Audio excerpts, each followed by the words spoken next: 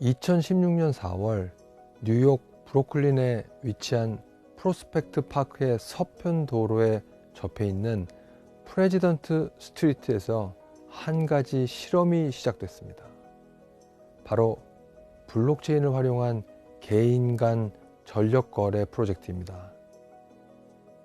브루클린 기반의 에너지 스타트업인 LO3 에너지가 설계한 마이크로그리드를 통해서 총 50여 곳의 가정이 이 프로젝트에 참여했습니다. 각 가정은 태양광 발전기와 스마트 계량기를 집에 설치해 전기를 자가 생산하는 것은 물론이고 각자 사용하고 남은 전기는 블록체인 기반의 스마트 계약을 통해 이웃에 자동적으로 판매하고 있습니다.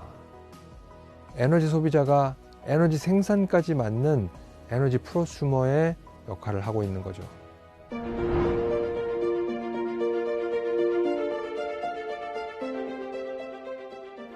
에너지 프로슈머라는 것이 새로운 개념은 아닙니다.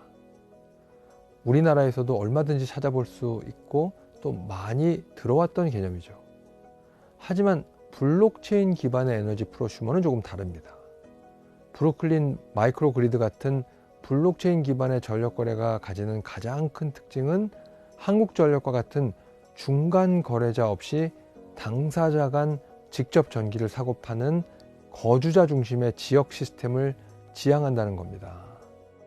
블록체인을 활용한 P2P 전력 거래 방식을 간단히 비유적으로 설명해 볼까요? 101호와 102호 주민이 각자가 생산한 전력을 사고 팔면 그 순간 하나의 거래가 발생됩니다. 그러면 나머지 다른 가구에서 그 두 가구 간의 거래를 인증합니다. 일종의 증인 역할을 하는 셈이죠. 나머지 사람들의 인증이 완료되면 그 거래는 하나의 블록이 돼 저장됩니다. 거래가 이루어질 때마다 수많은 블록들이 생겨나서 체인처럼 연결되는 겁니다. 이런 거래 방식에서는 한국전력 같은 회사가 중간에 개입해서 두 가구 사이의 거래를 확인하지 않아도 정확한 거래가 보다 효율적으로 이루어질 수 있습니다.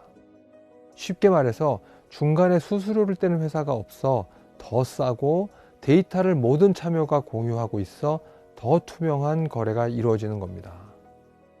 2016년 브루클린 지역 내 단 한 곳의 스트리트에서만 시범적으로 실시됐던 마이크로그리드 프로젝트는 현재 고아너스와 파크 슬로프 등 다른 곳으로도 점점 확대되고 있습니다. 이 기술이 개인 간 전력 거래에만 사용되는 것은 아닙니다. 호주의 에너지 스타트업인 파워레저는 호주 내 2개의 상업 빌딩 간 전기 거래를 위한 플랫폼을 구축했습니다. 2017년 10월 이 회사는 마이크로그리드의 상업적 운영을 위한 플랫폼 건설 프로젝트를 목표로 약 2,600만 달러의 자금을 가상화폐 공개, 즉 ICO를 통해 모으기도 했습니다. 이런 사업 모델에 관심을 보이는 투자자가 있다는 것은 이 사업 모델의 신뢰성을 말해준다고 할 수 있습니다.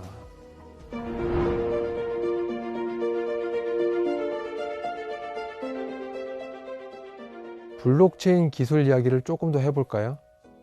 이스라엘의 스타트업 라주즈는 블록체인 기반의 차량 공유 서비스 업체입니다. 우리가 흔히 알고 있는 우버와 비슷한 업체죠. 다른 점이 있다면 이동거리에 따른 요금을 돈이 아닌 암호화폐, 즉 주즈로 지급한다는 점입니다.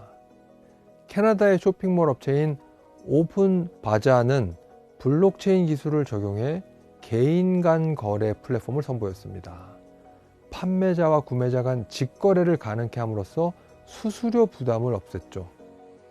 인터넷에 글을 쓰는 데 대한 보상을 제공하는 스팀잇도 주목해 볼 만합니다. 스팀잇은 포스팅한 글에 대해 방문자들이 호응해 준 만큼 암호화폐인 스팀으로 보상을 해줍니다. 글을 쓴 사람에게만 보상해 주는 것이 아니라 일정 부분 투표자끼리 나눠 가지도록 하고 있습니다. 이들 신생기업들이 블록체인이라는 가공할 무기를 통해 기존 기업의 사업 모델을 대체하고 있는 겁니다.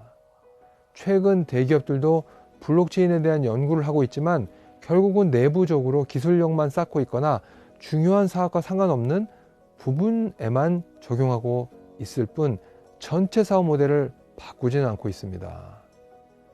블록체인을 기존 주요 사업에 본격적으로 적용할 경우 기업 스스로가 없어져야 하는 아이러니에 빠지게 되기 때문입니다. 또한 기존 회사의 시스템을 변형하는 것보다 아무것도 없는 제로 베이스에서 블록체인을 적용하는 것이 훨씬 쉽다는 점도 대기업들이 이 분야에 쉽게 뛰어들지 못하는 이유이기도 합니다.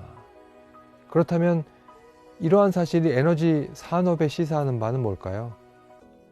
블록체인 기술은 선진국보다 개도국에서 더 활발한 혁신 기회를 찾을 수 있다는 사실입니다. 이미 전력망과 전력 회사들이 충분히 갖춰진 선진국보다 이제부터 엄청난 비용을 들여 전력망과 전력 회사를 구축해야 하는 개도국에 더 적합하다는 것입니다.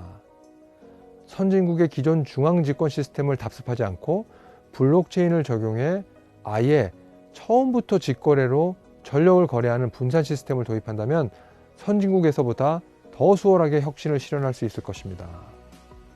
또한 개도국 개발은 선진국의 개발협력 자금 지원으로 이루어지는 경우가 많은데 이 경우 선진국 입장에서 항상 이슈가 되는 것이 개도국 내 자금 흐름의 투명성 확보입니다.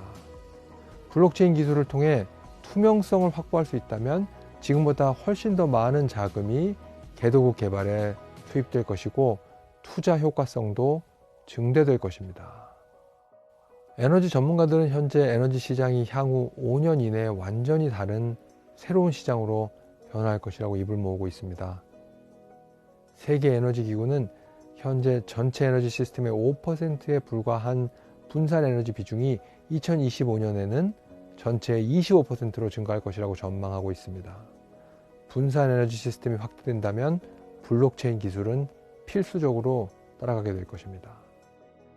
친환경 에너지 이슈는 우리 삶에서 매우 중요한 일이지만 단지 돈이 되지 않는다는 이유로 기존 전통적인 시장에서 큰 주목을 받지 못했습니다. 기존 시장에서 주목을 받지 못하는 이슈에 대해 사회적 관심과 자원 배분이 꼭 필요한 경우 블록체인은 특효약이 될 수 있지 않을까요?